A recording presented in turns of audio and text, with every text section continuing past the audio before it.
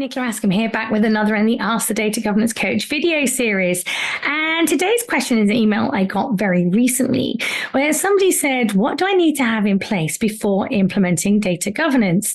Now, I thought this was a really good question because perhaps to some of you watching this, it might seem obvious, but it wasn't obvious to the person who sent the message. And I think this is the trouble with data governance. Once we've been doing it a little bit and got our head around it, we think that everybody understands what we understand as well. So I thought this was really good. And it's always great when people ask questions, because as far as I'm concerned, there are no silly questions or stupid questions when it comes to data governance. If you don't know, you don't know. And I didn't know loads 23 years ago when I was trying to work this out, and I had nobody to ask. So it's great to be able to help people who are in the position I was when I first started. So what do you need in place before you start implementing data governance? Well, I think there's just a few things. And I think that you can sum them up as, first off, you've got to have some kind of executive support or sponsorship, somebody who is basically giving you some kind of mandate or authority to start doing this, because otherwise you're going to have an awful lot of effort. However, to get that senior person on board to support you, you're going to need to be able to explain to them why your organization needs to do data governance. And this is really key. If you cannot explain the drivers for data governance at your organization, i.e., what value it's going to bring, then you're not going to get anywhere. So I think you need to spend some time identifying what are the reasons your organization needs to do data governance. And I would always recommend starting with your corporate strategy or overarching strategy. Look at what your organization is trying to achieve over the next 3 to 5 years. Consider whether your data as it is currently is good enough to facilitate and enable that, and call out, highlight where it's not good enough.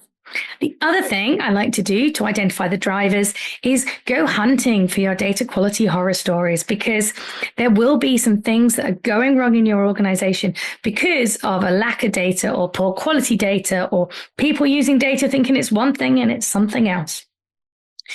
All of this information is absolutely vital for you to be able to make the case for data governance in the first place.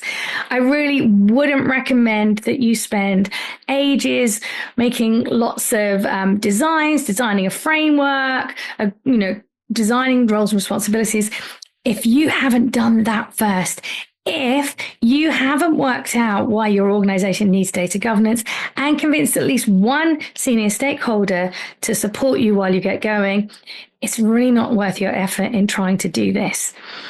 We need to make sure that we've done that groundwork first.